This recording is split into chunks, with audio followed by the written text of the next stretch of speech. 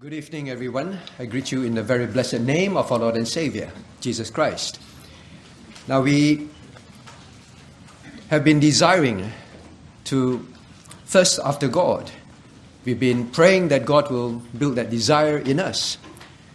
Now, why is it so important that we consider this theme? We live in an age of Christianity where, coldness towards God is the norm today. In fact, if you were to be relatively active in church, and you actually go to church on Sundays, and once in a while attend some prayer meetings, you are considered a very zealous Christian. One of the greatest attack on Christianity today is complacency. Complacency is seen as, in fact, something that is expected. Anything more than a Christian going through life, having some form of Christianity, is really extreme. If you were to say, I go to church 2 or 3 times a week during the weekdays, and my entire Sunday is spent with the Lord and for the Lord, you would be considered a very, very abnormal Christian, right? Christianity has fallen to, I would say, Orthodox Christianity, right? Orthodox Christianity has fallen to a very low state of spiritual desire for God, a very low state of spiritual desire for God. Among many who profess the Christian faith, now, to talk about having a thirst for God is something that will be so alien to them. Having a thirst for God, why is it necessary to talk about such things? Now, when we think about the state of Christianity today, and we look, let's turn to Psalm 63, and we look at David's heart.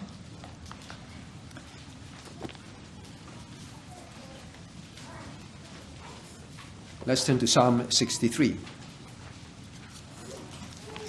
When we compare David's heart to the normal Christian today, right?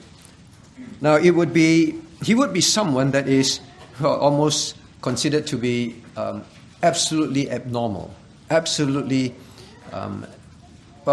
not something we should consider for our own lives at all. But yet here, God have left this psalm in this place, right, to help us understand what is truly a man after God's own heart.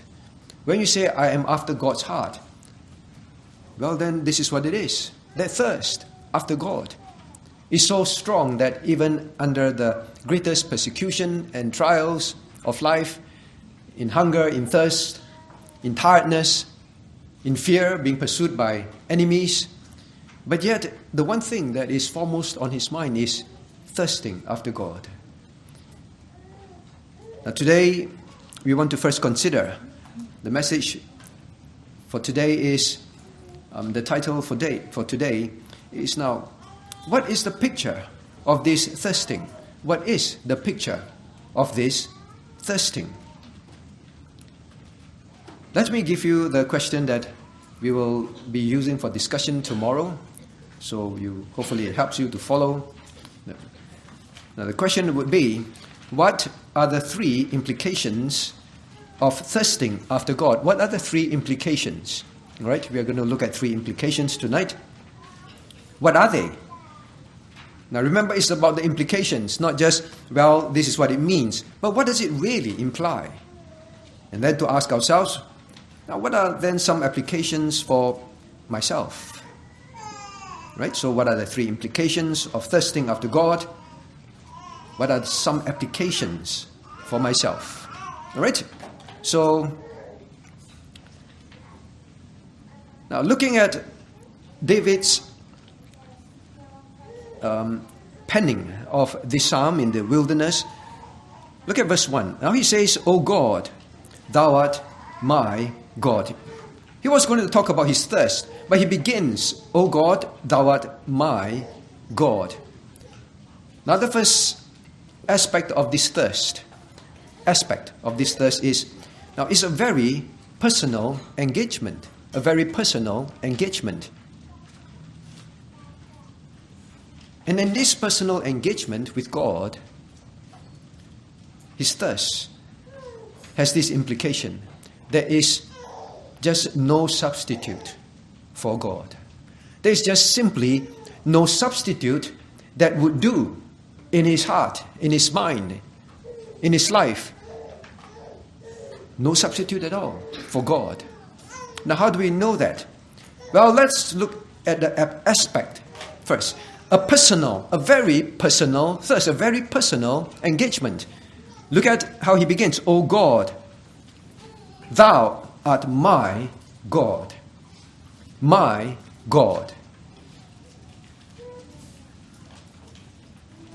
Now, whenever we think of God, and I've said this many times in church, over time it can simply become a very impersonal thought. That's all.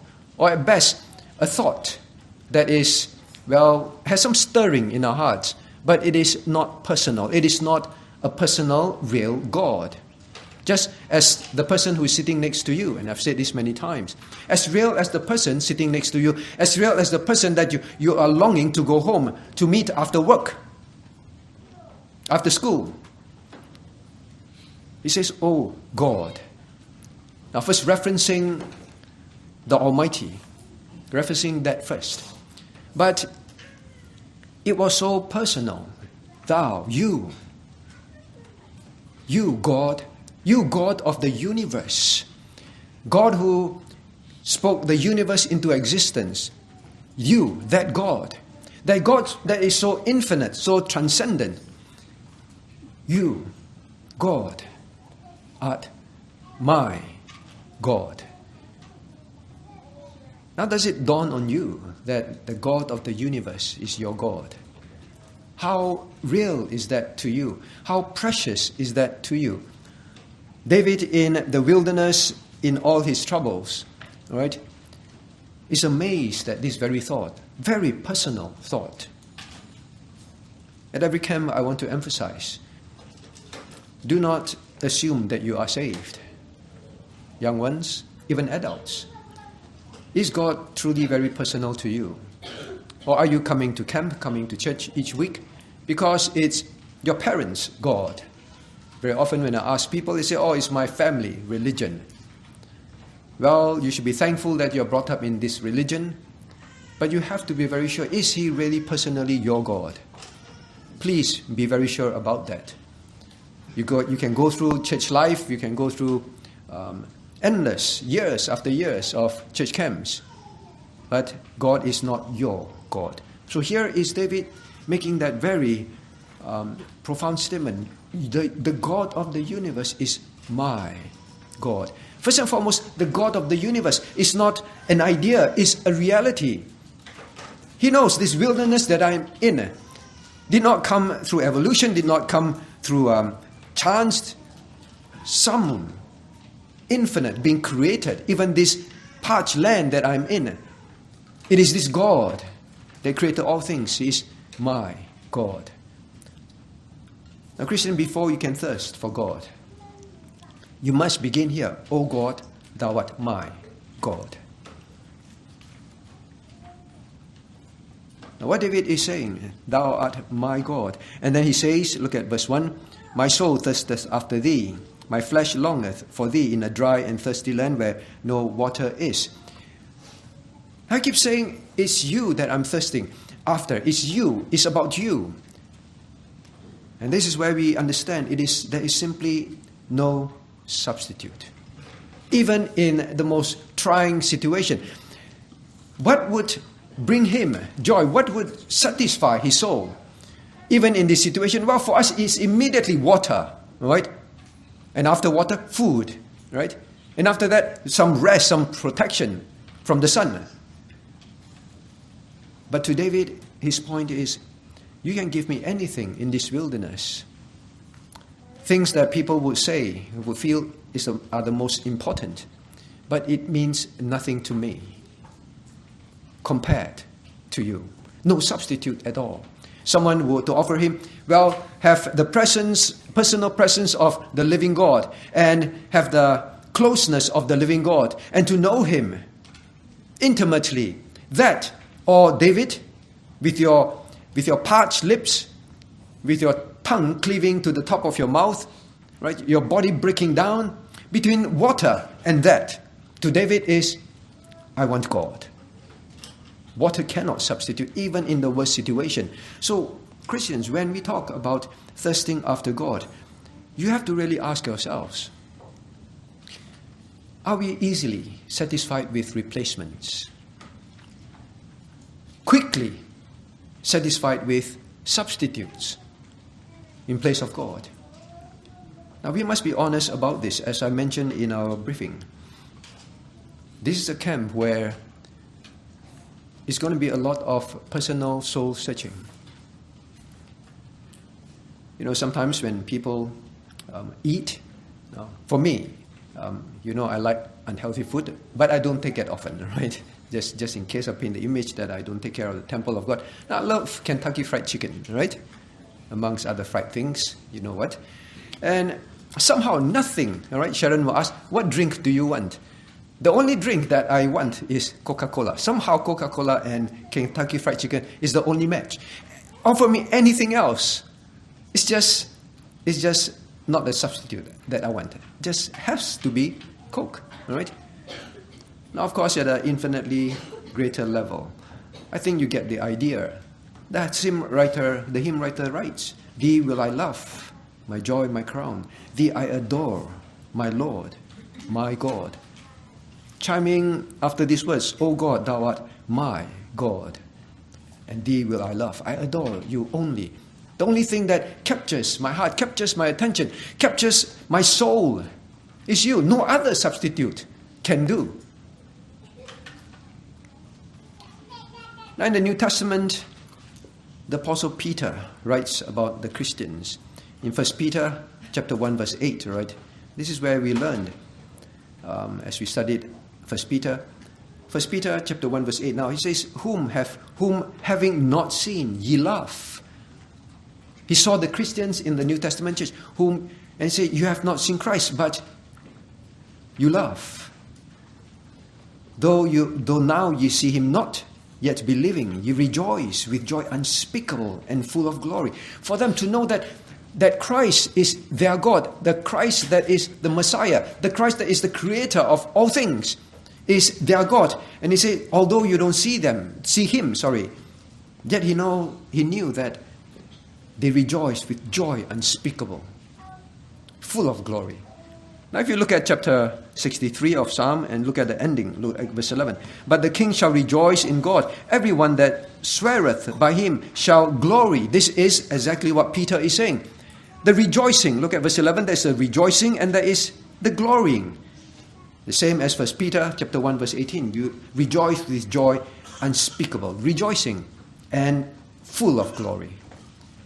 Now it's a similar Christian experience for those who thirst after God throughout the ages. And I say again, it's lost. It's lost. Coming back to this. Now, the emphasis here, O God, to look at verse 1, O God, thou art my God. The emphasis is thou, right? The position of the word, that thou, you. So, again, reminding us it's a very personal thing. It's not an idea, it's not just a thought, but a real being, you, right? Specifically you, God. Now, Christian, when we pray to God, when we approach God, when we think about God, now this pursuit of God is not something that is a theological concept. It must not ever be.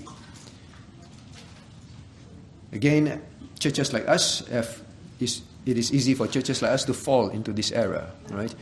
Doctrinally precise and accurate, and don't think for a moment I'm saying that is a bad thing. You need that absolutely in order, right, to thirst rightly for God.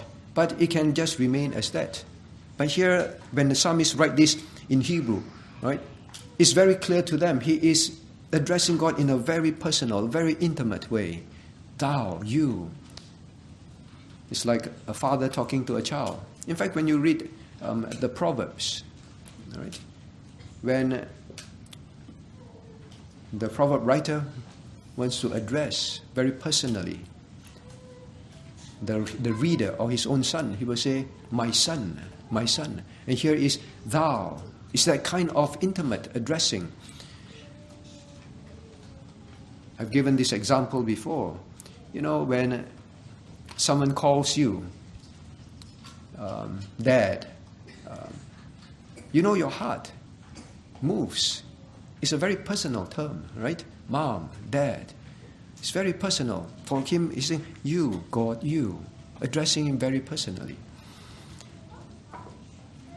During my first message on this theme, I also emphasized this personal intimacy, this closeness that is real, that must be the Christian's pursuit. When you read the Bible, and we've been going through that in Hebrews, when you read the Bible, you must always read it with a desire to know Christ very personally, very real engagement with Christ, to the point when whenever you read something, you don't think of yourself, you think of Christ. When you read about his salvation, you don't think about your salvation. When you think about his salvation work, you think about him suffering, all right? It's always about him, a very personal, intimate feeling towards him. So when you say, I want to thirst after God, it begins here. You need to really focus on ensuring that every engagement is a very personal, intimate, real engagement with a real being, Christ, God the Father. You cannot thirst for God like the way David thirsted for God in all situations, unless this is so real. Now when you travel, sometimes if you have to, you don't have a choice and you travel. Well, parents, you understand this. When you think about your child or your spouse, or singles, when you think about your parents, right? Now you don't think of them in terms of an idea. It's so real, right? Your heart moves. You want to pick up the phone to talk to them. It is not just, well, dad and mom, and then that's it. You write a text, as if you're writing a personal diary, right? To a fictitious being, dad, mom. No, it's not like that. But I fear that in our walk, our Christian walk, it has become like that. Oh God, and then we pray. But for David, oh God, thou art my God. Those are the thoughts going through his mind. So real, so personal. Right, so for this part, I want us to remember that this deep intimacy, this closeness is with a real being that cannot be substituted by anything, anyone at all. Everything pales against him. You know, we often pray, we often say, well, God, when we think about God, and they say when we think about Christ, then when we see Christ, well, the things of this world grow strangely dim, right? We often say that. I think it's a good way to think. When you think about Christ, when you think about God, the Father, everything else in the world grows strangely dim. But strangely dim is still not, it means there is a possibility of substitute, right? Strangely dim, well, there is still some light. Now, I'm not criticizing the hymn. I think it's a very good hymn. But when you read scriptures, the Apostle Paul speaks differently. The Apostle Paul is, well, as I read this, shows a lot of similar desire for Christ, for God, as the psalmist here, as David. Now, how so? When the Apostle Paul writes, right, he has very personal terms, very intimate, real, first-hand engagement with Christ. So he will say, like Philippians 3:10, that I may know him. That I may know him. That is his deep desire in his life, to know Christ. This word know is reflects intimacy, right? Very close, very personal, that I may know him and the power of his resurrection and the fellowship of his sufferings, being made conformable unto his death. He said, I want to know him so much that if sufferings can make me understand him more, I can put myself in his place, then I get to know him a bit more. I like suffering. I want suffering. Whatever it is that gives me a closer glimpse of my Savior, I want that. Now that is the kind of heart that Paul has, like the psalmist here.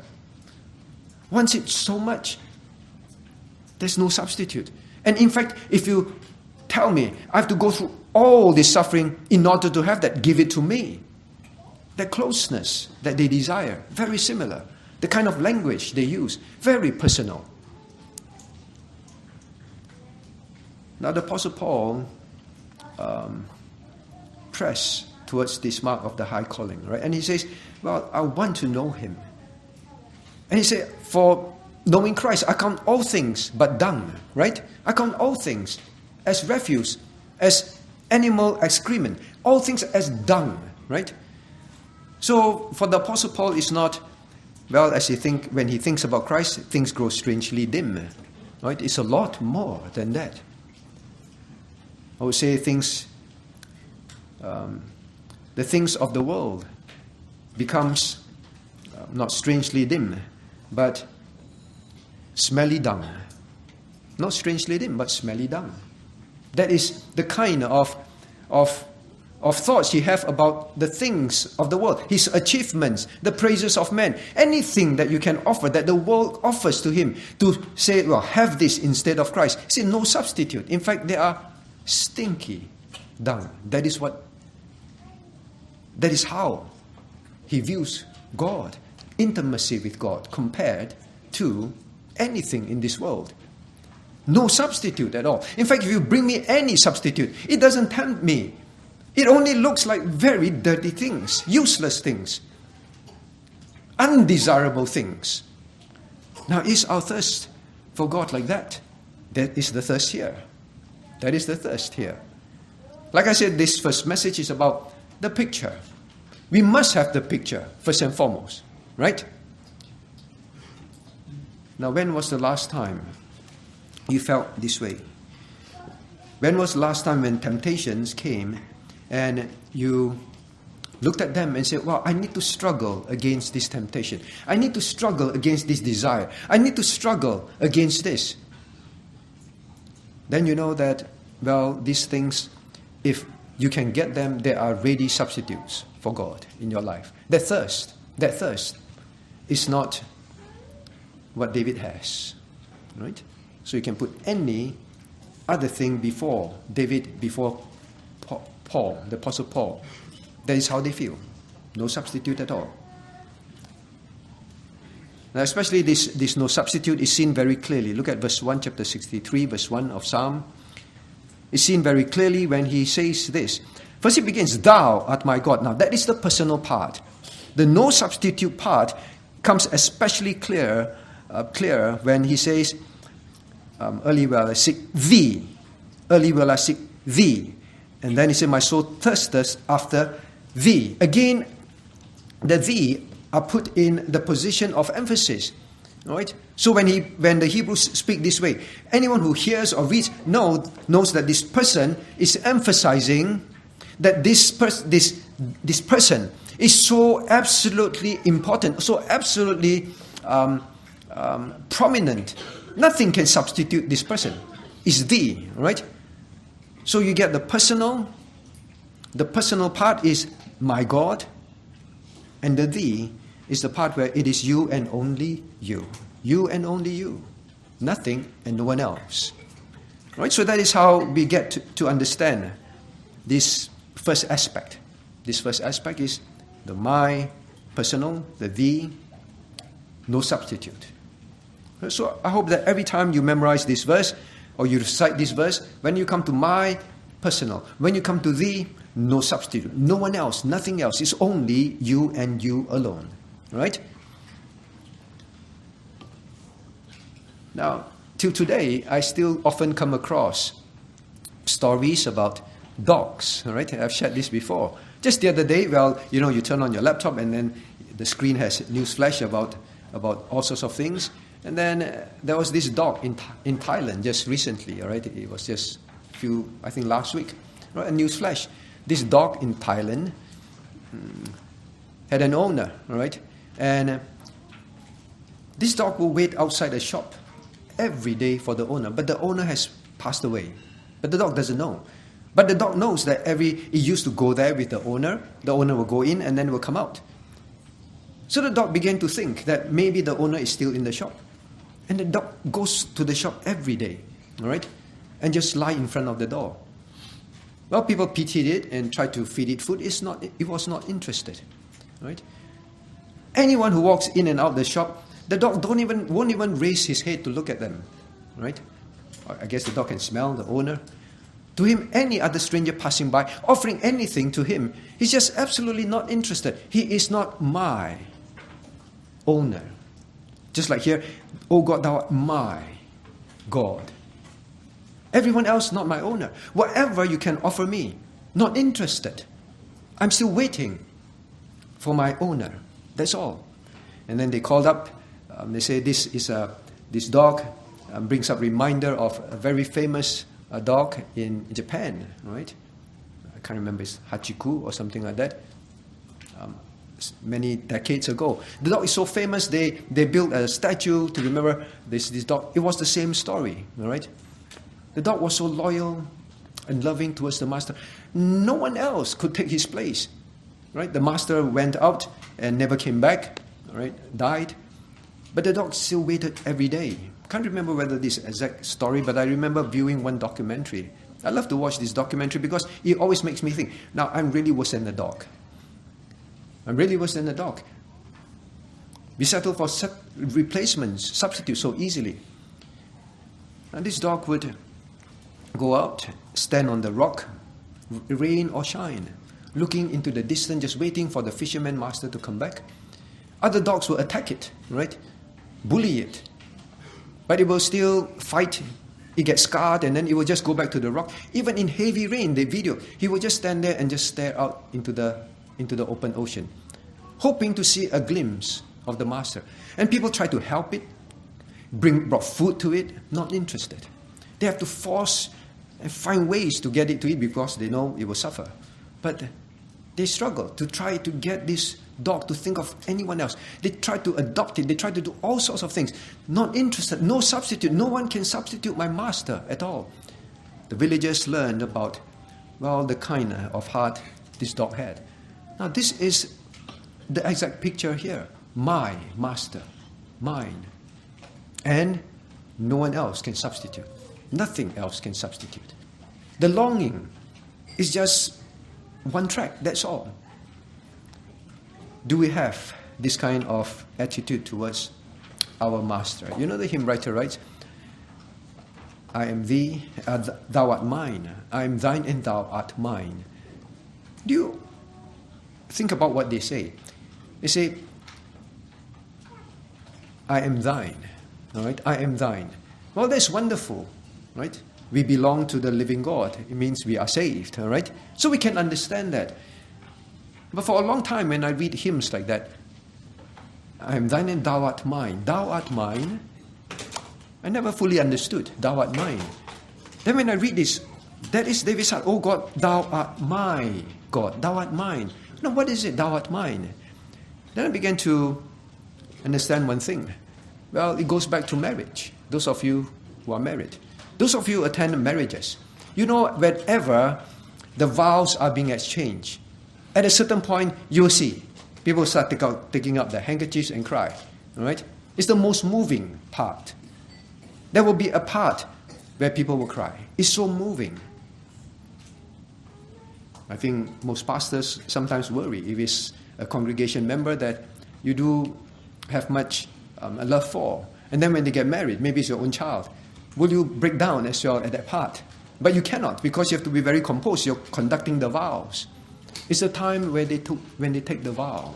I promise to have and to hold. And I promise to be yours, faithfully yours. Then I begin to understand what it is. To think that this person is mine. No, not in a possessive, jealous sense, but this person is mine. It's an amazing thought, right? God's design for marriage. It's like that. That is the most moving part. When people know they belong to each other, they are each other's. This is my wife, my spouse. Those of you who have children, you can understand that. I had a colleague, right? Quite a close friend. And when he had his child, third child, right? I was here, and then he wrote, say, Joe, I have my third child.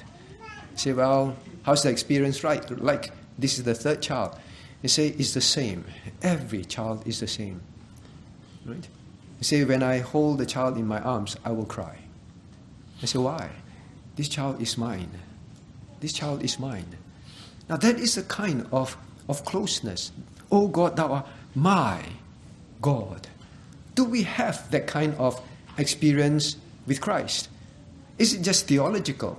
When you do your devotion, when you read, when you pray, when you bow before Him, when you turn to Him in prayer, when you think about Him, are these thoughts that go through your heart and mind? Like parents, you think of your child, and sometimes you look at your child lying there, or you look at your spouse lying in bed, your heart just melts, right? My spouse, my child. You look at your parents, for the singles. Look at them elderly, and then they're sitting there, and you look, my parent, your heart melts. That is the heart of someone who thirsts after God. Irreplaceable. Now the second one, the second aspect is, look at verse 1. Early will I seek thee. What is the second aspect of this thirst? Now is a passionate thirst. Now actually, for those of you, if you paid attention during the first message, or if you've listened again, now you notice that the headings are the same because you can't run away from it. But I'm trying to cover other aspects of it. All right. So I mentioned this thirst is personal. This thirst is passionate. Right. The seeking. Now this seek, all right, is going out diligently to hunt for something. That is what it means. To seek out something. Now, in other words, this is a passionate thirst that pursues intensely. That is the implication. What is the implication of this aspect of passionate thirst? It's a passionate thirst that pursues intensely or die. Pursues intensely or die. If I don't pursue this, if I don't obtain this, I will die. All right? Look at verse 1. Early will I seek thee. This early will I seek has to do with this diligence, this desire, burning desire, but I must have you understand this. He did not say, I desire. This is a desire that brings actions. Please understand this. The implication is this thirst brings about an action, a pursuing, to find it, to obtain it. It is so intense. It will drive you to move. So it is a passion that involves action. All right? That is this word seek. Diligent, active, looking for. Now, in other words, we must know, Christians, this thirst is not, well, I want. It's not even I desire. It's not sitting around talking with each other, having spiritual conversation. Oh, if only we love God more. Oh, how can we love God more? Oh, I long to have this kind of passion like David. To have a heart like that dog, right, towards Christ. Oh, I long for... Now, it is not just sitting there wanting. It's not sitting there wanting.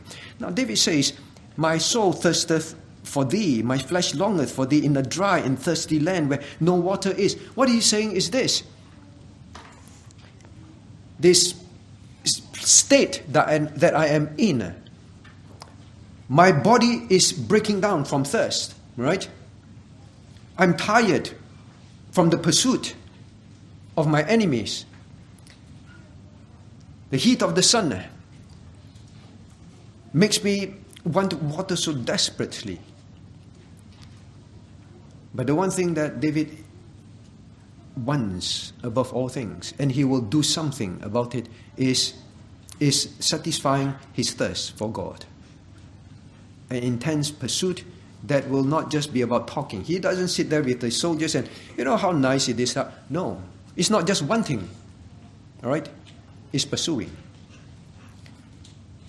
Now in the desert, if you were there, you don't sit around talking about getting water. You don't. All right? Someone will say there's something wrong with you. You're thirsty. It's obviously that you need water. You should have water.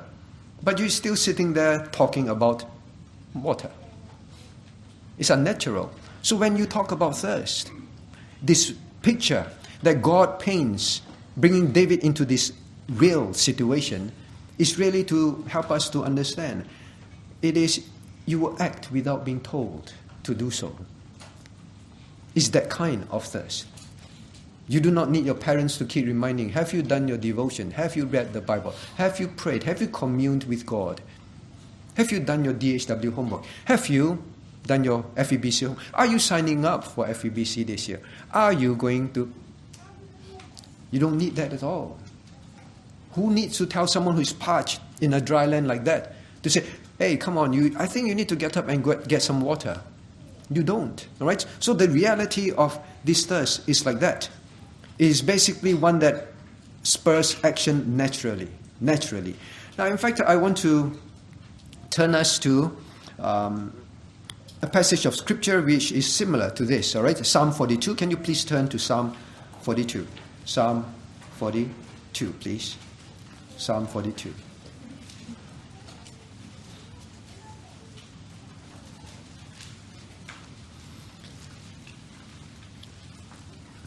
Now shall we read verses 1 and 2 together?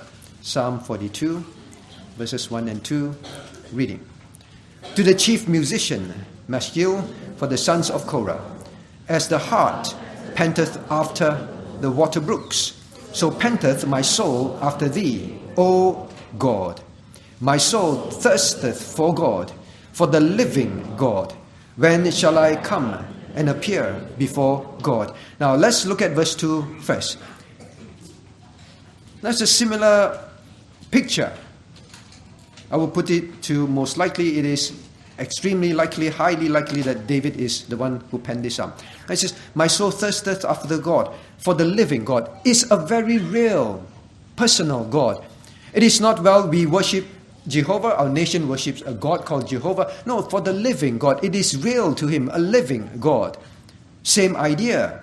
When shall I come and appear before God? It's not an idea. I want to have an intimate, close engagement, a personal engagement with him. The same ideas here. Right? But what I want to draw our attention to is in the verse 1, as the hart, right? The deer, right? D-E-E-R, deer. As the deer panteth, right? Literally like the tongue sticking out, panting, right? Catching his breath, tongue sticking out, panteth after the water brooks. Now this is the same picture for me. This psalmist says, so, same picture. My soul panteth after, again, thee. A real panting after thee, O God, right? Same picture. Now why do I want to draw attention to this? Now this paints the emphasis that David had about pursuing a passion, all right, a passion that is so intense you will pursue. You will pursue. Because it's the picture of the deer. Now what is this picture? Now deers, especially, and they're quite big, right? The body has a lot of surface, so they lose a lot of water easily. Now, but especially when the deer is pursued, when the deer is hunted by hunters or other animals that are preying on them, they will run, and they can run very fast, all right? And they also live in arid lands. And now, when they are running and they've escaped, for example, they will become very, very thirsty because of the running, because of the loss of water, and they need quite a lot of water all the time. So they will lose a lot of water. Now it's like the psalmist, like David writing here. He's being pursued like a deer in the wilderness. He is thirsty. He needs water, all right? But his heart is still longing for only God. Not that he will turn down water. Please don't misunderstand, right? Not that he will turn down water. But he writes this to say, I am thirsty, I am like collapsing from thirst and all that. But really, I want you to know that God is so much on my mind, even at this point of time, right? Now, so for the deer, what will be on its mind after being pursued and is having some moment of relief? Water. It will hunt for water. It will climb any height, go down any valley to pursue for water. Sometimes even risking its life again to be pursued. But it must have water. Because it knows that if it doesn't get water, it will die. It's that intense. They pant to cool down, as the heart panteth. So as you know, they sweat, right, or perspire through their tongue, like dogs as well. When they stick out their tongue, right, they perspire through it as well, I guess. But they are desperate for water. They are losing a lot, and their tongue becomes dry as well in this arid land. They want to have a taste, just a drop of water, but they need a lot of it. So they will pursue, they will hunt. So this is symbolic, right? It's a symbolic picture. The deer will cry, all right? It will make crying noise, hoping that other deers will respond and lead it to water. And sometimes people say that they will run, they will pursue. If they can sense there's some water somewhere, they will pursue and they will run with every ounce of energy in them. It searches and searches. Why? Because it knows if it doesn't get water, it will die in time. Now, hence, I try to help us understand. Now, this is not just, well, I want, I desire. No, you will act. But how will you act? With such intensity to find that closeness with God, to find that engagement, a very personal engagement with God, to know and to see God in a way that is as wonderfully as possibly a human can have in terms of experience with God. That is what it is. As humanly possible as you can think. I want to know God in the best way possible. Now, I think I did mention this in my first message. Now, it's a kind of intensity that if you don't have it, you feel like you will die. You feel like you will die. You will feel like I might as well die. This is what it is. This is the thirst. The kind of intensity is like that. Then when you go back to the idea of this heart, right? So the psalmist, he notices in the wilderness, in the dry land, in the parched land, he notices that is how the heart, the deer, behaves. Then he says, even compared to that, that is exactly, God, how I feel in the wilderness when it comes to you. That's exactly how I feel. Now, when the deer looks for water, it's with such intensity that it basically will ignore all kinds of distraction. All right, the intensity is one that is so focused. It ignores any distraction.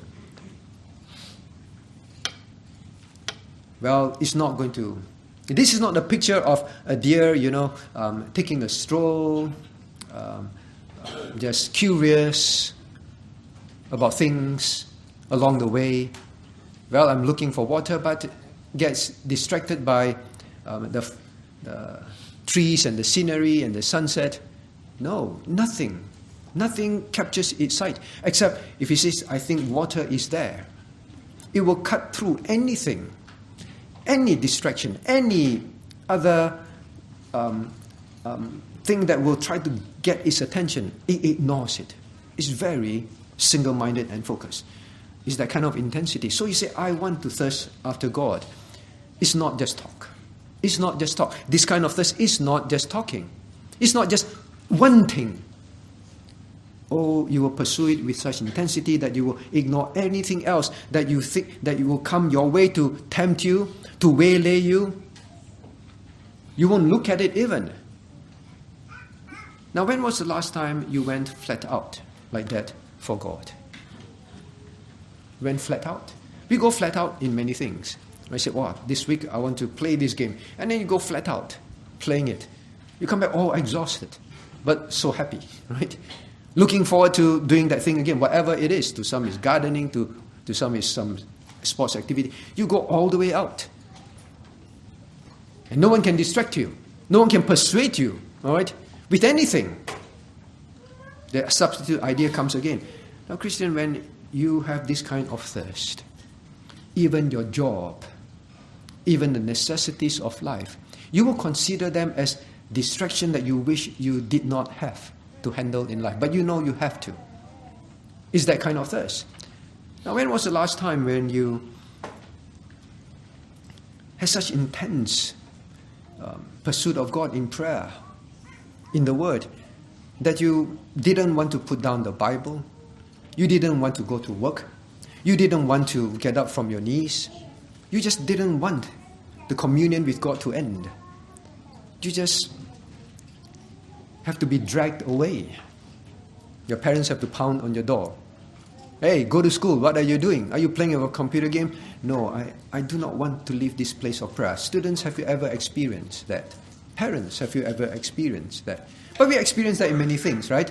When you're playing in a computer game, nothing distracts you. Nothing offered to you is attractive, right? Adults, when you're watching something that you're very interested in, likewise. Your wife calls, come, dinner time.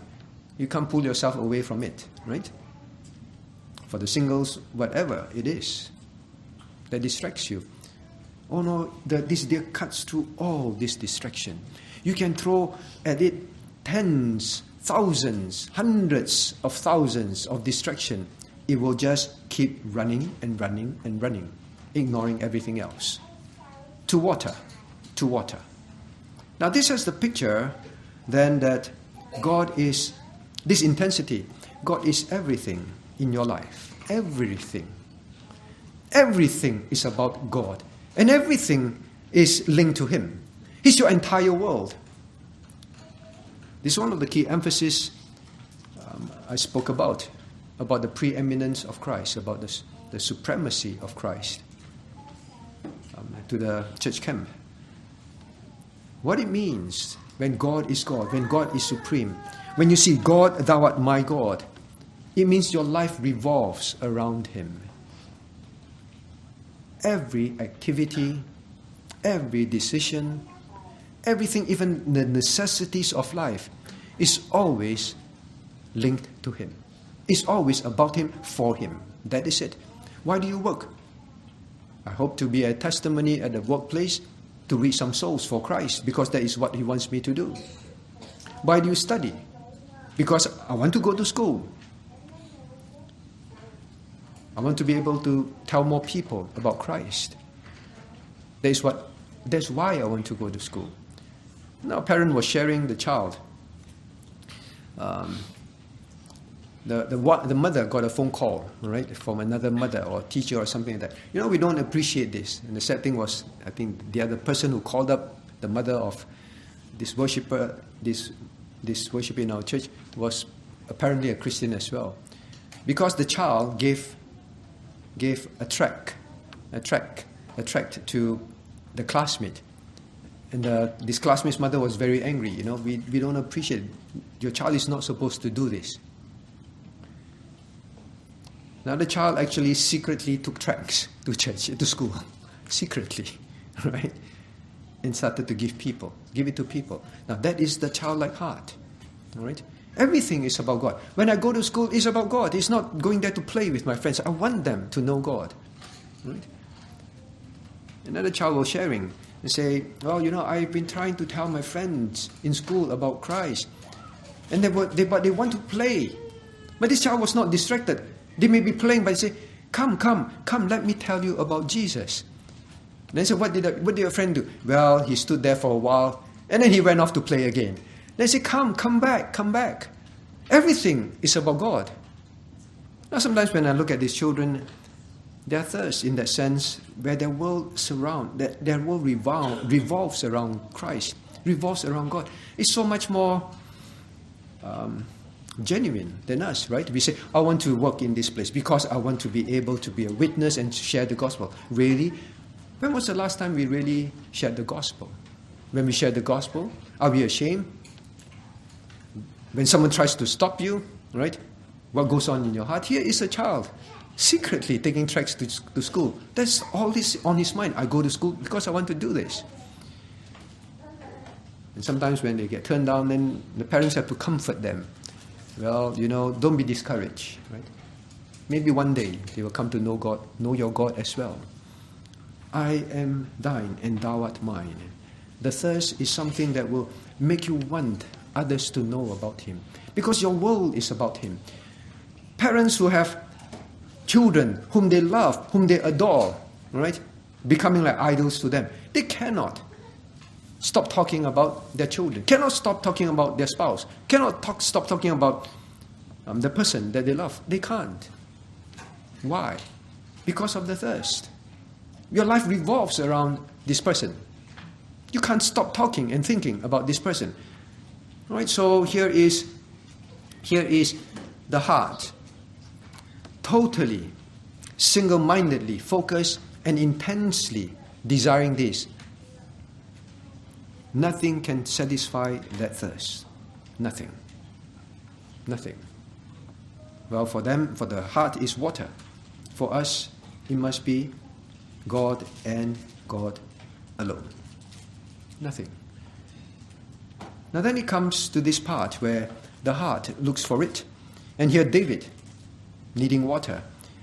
But yet they say, I'd rather have this. I'd rather die. Not get this. If you leave two things before me, choose one. I'd rather die of thirst than forego this intimacy, this closeness, being able to know God the way I hope as much as possible, as humanly as possible. I'd rather choose that. I'd rather choose that. Or I die. This is more important to the soul of David.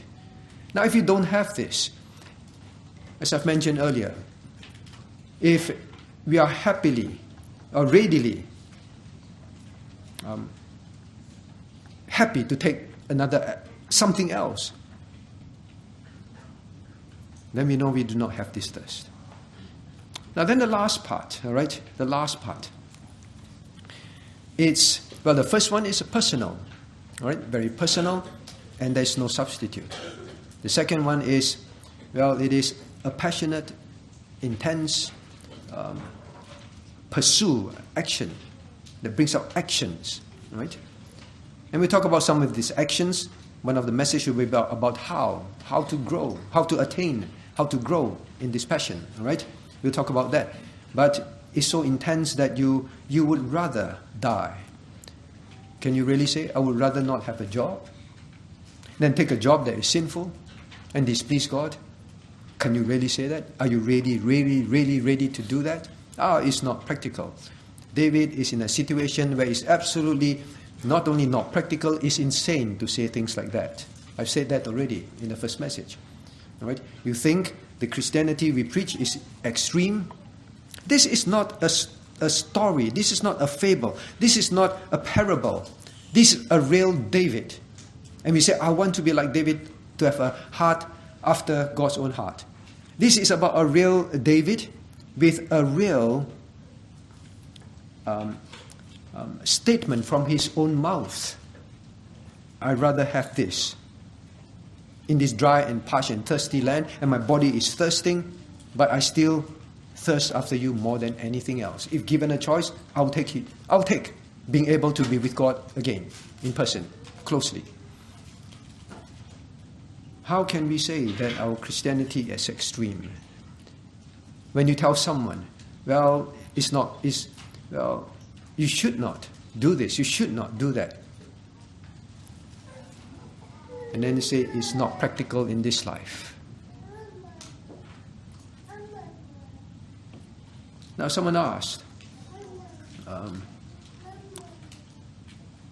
now what about sleep depravity, right?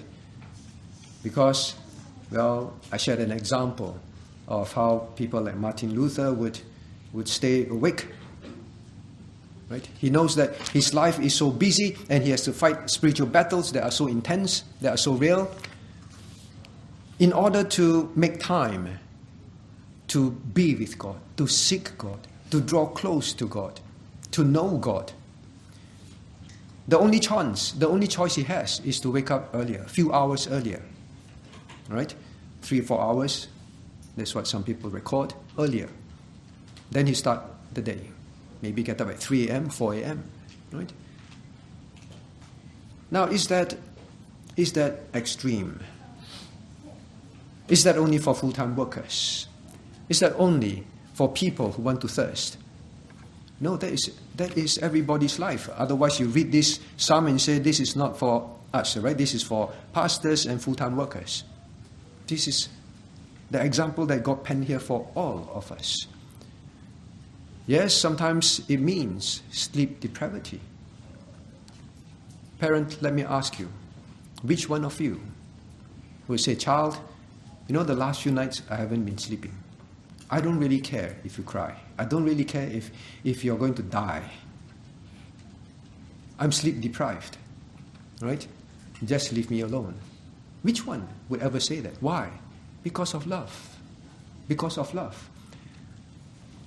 You can be so sleep deprived, your eyes are popping out.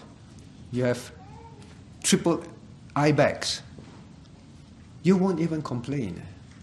You will just keep doing what you need to do. That is the intensity. Even if my health will break down, I cannot neglect this thing. I cannot. I just cannot. No one needs to force me. In fact, others will say, you need some rest. No, I do not. Right? Now, but the whole problem is this. Many things substitute God in our lives. Are we sleep deprived?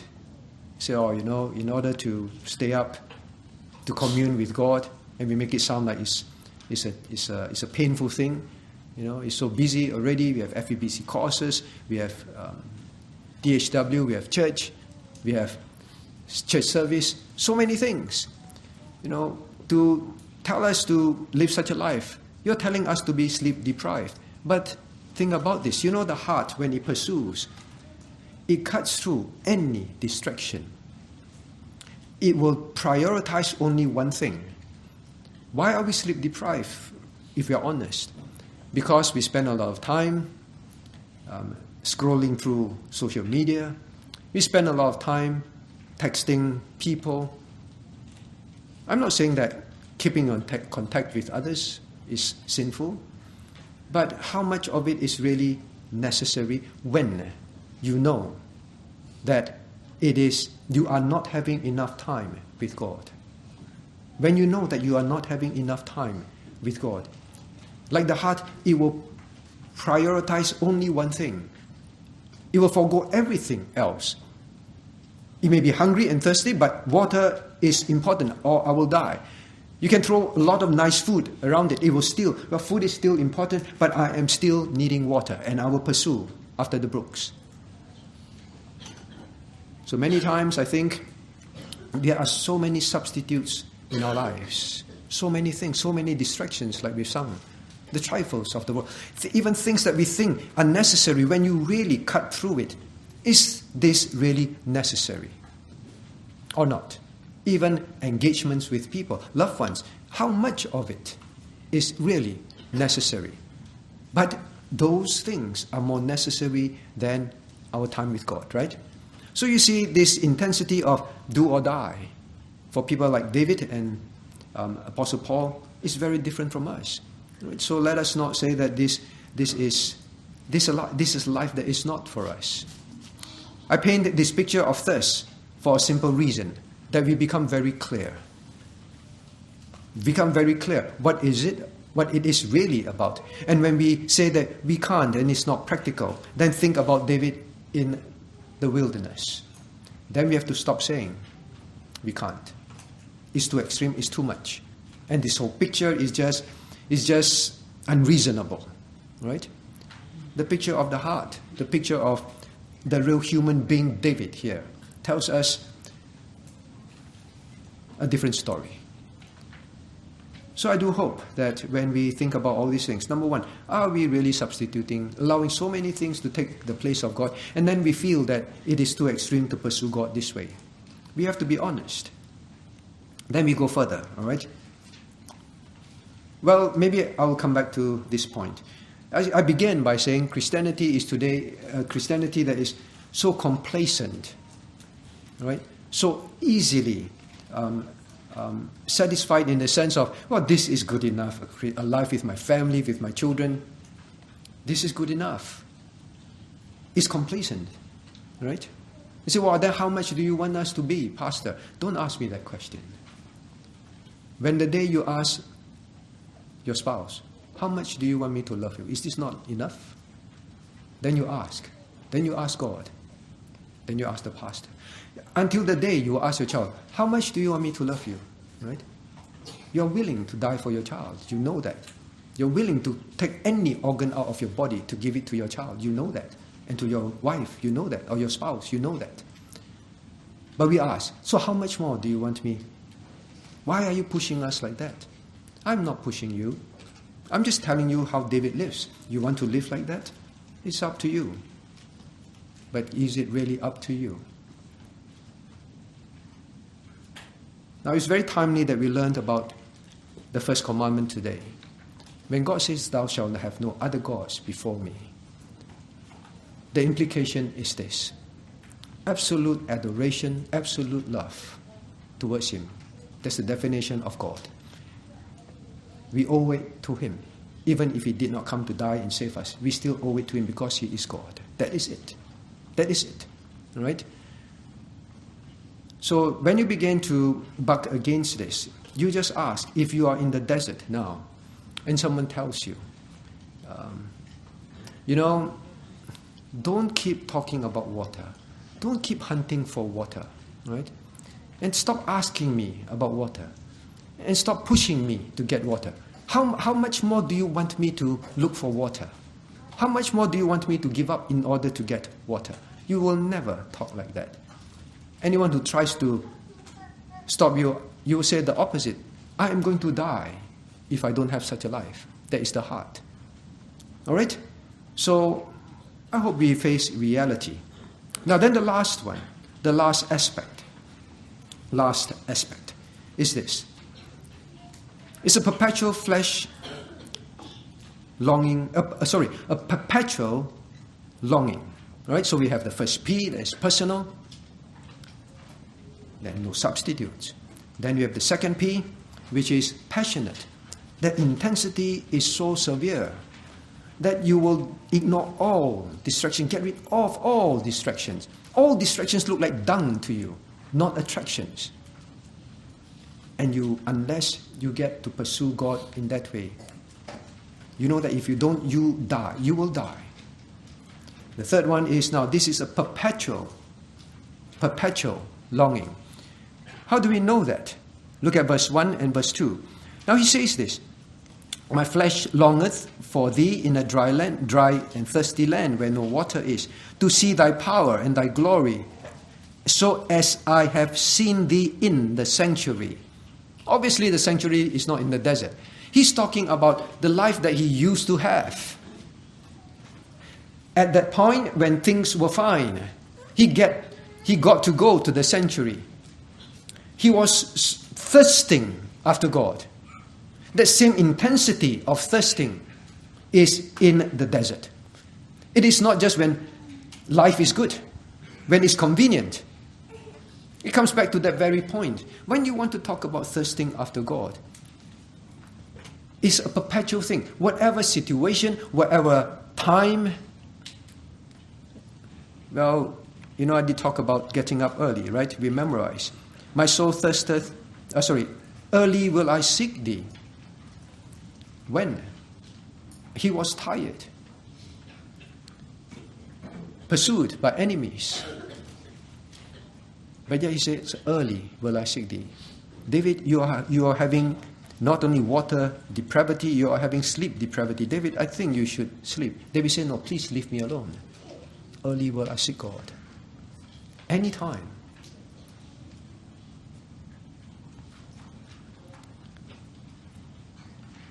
Now, this perpetual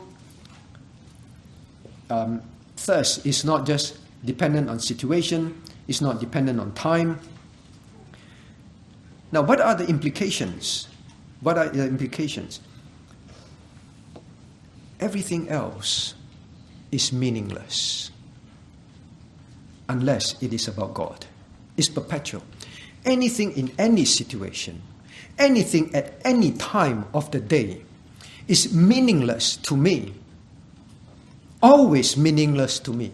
Perpetually meaningless to me if it is not about God. When David was not being pursued, it is about God. It is about the sanctuary. It is about worshipping. It is about serving. It is about learning about God in the sanctuary. It is about hearing about God in the sanctuary. It is always about God. In the desert, it's the same thing. I need water, I need rest, I need protection, I need shelter, but it is still perpetually the same thing. It's meaningless in the desert if I have water, if I have food, if I have shelter and protection. It is meaningless to me, God, if I don't have you, if it is not about you. You notice his prayer. You notice his prayer. Look at the ending. All right, verse 9. But those that seek my soul to destroy it, so shall go into the lower parts of the earth. They shall fall by the sword. Now, what is he talking about? He's talking about the enemies of God being removed. It is about God. How do we know that? Look at verse 11. But the king shall rejoice in God. He's talking about his position. He has been deprived of the position to serve God. It was always about God. Now, this is the picture of him being pursued by Absalom, right? His son. Pursued by Absalom. There was an uprising against him, all right, led by Absalom, pursuing him into the wilderness. This is not about King Saul pursuing him, all right? Some say it is about that, but it cannot be, because look at verse 11. Look at verse 11. But the king shall rejoice in God. He's referring to himself.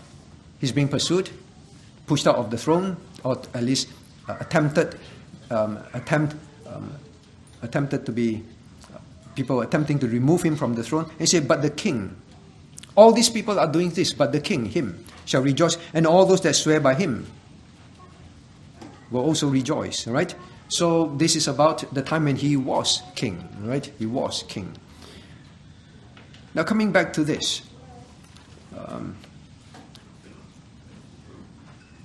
all the enticements and the refreshments of the world cannot quench the soul. Christian, you must realize that. You must realize that Satan will sell you a different story. Life will be very meaningful if you can have this job, if you can have this aim, this pursuit. Life will be very meaningful to you, whatever is that to you. All right? A job, marriage, singlehood, having children, not having children, whatever it is. When you have that, life will be very meaningful. Even if it means disobeying God, walking out of his will, into his chastity field, but it will be worth it. Right? Now that is what Satan sold to Eve. And Eve, in a sense, sold it to Adam. Right? So, now the heart of men is such that you, although fallen, after salvation, much of it is restored, right? The sinful flesh is there still to plague you, but your heart is created, the new heart, to desire God. The false Christianity of complacency, don't have to go so far, is a very powerful selling point. Remember that. But when you really break down to the bottom line, you know it is miserable. You know it is a miserable life. You say you want to pursue God, but you know you do not. You know that you've been sold the idea of having this and having that and certain kind of lifestyle. It's nice, it's meaningful. You have been sold that, and you are sold to that. But you know that as long as you have not given your 100% of your heart to God, you know you are in misery. You know you want to love God. You know you must love God. You know you desire still in your heart. If you're truly saved, you will have that desire. But at the same time, you think that it's meaningful to have the other thing as well. But every time you still end up with an emptiness, a loneliness, a sadness. I think I've shared this once before. When I used to teach Bible study in my very first church, I tried to help the young people understand, love not the world, neither the things that are in the world. But somehow they feel that, adults always want to deprive us of fun, right? That's exactly what Satan tried to sell to Eve. God wants to deprive you of so many things, right? It's always the same tactic. So adults want to deprive us of all this.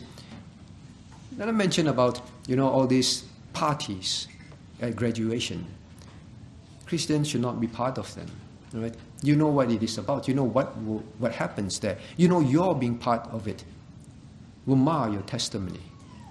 You can say, I will go there and I will not do this and that. But your presence, right? Your presence alone tells the world that this is also important to you and you like it. But yes, I won't like it so much. I will stay away from certain activities. But, I like this. I want to be part of this, right? I want to dress in a certain way. I want to be there. Well, I spoke about this, and I remember one young girl, all right? Well, she ignored it. I didn't know. But a few weeks later, she said, I went to the school party, and, they also booked hotel rooms for us, and after that, they're just having fun the whole night. You say, not bad fun. I avoided those things, or avoided dancing, the drink. And she said, then at the end of the day, they all went to the room, and then they had their own rooms, and then they slept, and then they still had a lot of fun in the room and all that. She was a saved believer. And then she said, the next morning when I woke up with a very painful emptiness in my heart. You see, it was just so empty. And she said, I cannot explain this, but it's an emptiness that I cannot describe, a painfulness. That I thought it was so wonderful, but really it was empty. Now, the heart of a truly saved Christian, the only thing that will really make you have this kind of joy, to the point where you can offer me water in the wilderness, real situation where you're dying of thirst. You can offer me that, but nothing can substitute the closeness that God affords, that I can have with Him, that I can pursue, that I can know Him in a certain way. Nothing can replace that. Your heart, your new heart is like that, and can perpetually be like that in any state of life, in any stage of life. Please understand this, teens. This is not a camp for adults. This theme is not for adults. This theme is for you. When David was a young teen, right? He was already like that. We saw his life. So please do not say, till later. No, this is perpetual, begins now. Now lastly, this part about your heart, the perpetual thirst that makes everything else meaningless, all right? Unless it's linked with God and it's about God. Now it's a strange thing, because the more you taste of it, the more you must have it. It's a strange thirst. Look at David. Look at verse 1. He said, I will seek thee. Early will I seek thee. My soul thirsteth after thee. My flesh longeth after thee in the dry and thirsty land where no water is. Then he says, to see the power and thy power and thy glory, so as I have seen thee in the sanctuary. David tasted that in the sanctuary. And when he was in the wilderness, you would think maybe the opposite will happen, right? These are extenuating, difficult situations. No, when he was there, remembering what he tasted early on, he wanted it more. How much more? To the point where you say, even if you offered me water now, I'd rather take being close to God. He tasted it in the sanctuary in peacetime. Are we people who are like that? Are our thirsts like that? Well, when life is good, when it's school holidays, well, I'll pay attention, all right? Well, during exam times, well, when I'm in church, my mind goes, I'm trying to revise things in my heart and my mind. Our parents, likewise, well, in financial situation, health situation, family situation, it's fine. Well, we taste it. Oh, this is nice. We sit down and go to church and talk and pray. But when things are tough, do you have this kind of thirst? If you truly thirst after God, you will thirst even more. It's, like I say, a very interesting thirst. David, the more he tasted it, the more he wanted it. I've always used food as an example. Well, water here. For those who keep drinking soft drinks, all right? You keep drinking soft drink. But after some time, you say, need to be healthy, need to be healthy, need to be healthy. Drink water, drink water, drink water. Now, after some time, when you're thirsty, you do not want a sweet drink. You want water. You've tasted the good thing. It is how it is. So this perpetual thing also have the perpetual concept of keep looping, perpetually looping, and this looping will grow and grow and grow like David. Can you imagine? Did you ever notice? He says, in verse 2, what I've seen and experienced in the sanctuary, in peacetime, in comfort, even now I want it. It has grown that much. Now for those who experience this, you know how it is. When you go for Sunday night dinners, you long the whole week to have spiritual conversations, to talk about God, to be stirred in your love for God, to hear the encouragements that others have in their lives so that you can also take that upon your own life. You long for that. And then you find that you were at a table where that did not occur. All right? Somehow conversations go off tangent. And I've known of a few who actually said, I felt the whole night was wasted. I said, didn't we go out? Didn't we have quite nice food? Right? Local, very good, harming, right? That kind of things. Well, I was thinking, we had food. Why do you think like that? We had conversation, you met your friends. Instead of going back to your lonely room alone. Why do you feel like that? For those that thirst after God, it's like that. It's like that. You just, everything is meaningless to you, unless it has been about God. Perpetually meaningless, always, in anything. Whether it's your job, whether it's your studies, whether it is your family life, whether it's your health, whether it is about finance, everything is meaningless unless it is linked to God and about God in one way or another. It's meaningless. Those who experience that know that there is an emptiness when it was not about God. A strange emptiness. Now this is the kind of thirst that David is talking about. You can't wait for the next time. You long to go home, to meet God, to end your work. You long to be in church, like the psalmist here. Now this is a picture of, in closing I say, this is not a picture of momentary satisfaction. It is not a picture of a momentary satisfaction. It's a perpetual one that keeps growing. Right? So don't read this and think that, well, David is pursued, and therefore now David feels that, well, trials now drives me to God. All right, I'll talk about that, God willing, in one of the messages. This is not about trials driving David to God. Please understand that. This is simply about a thirst that David has. How do we know? We'll talk about that in another message.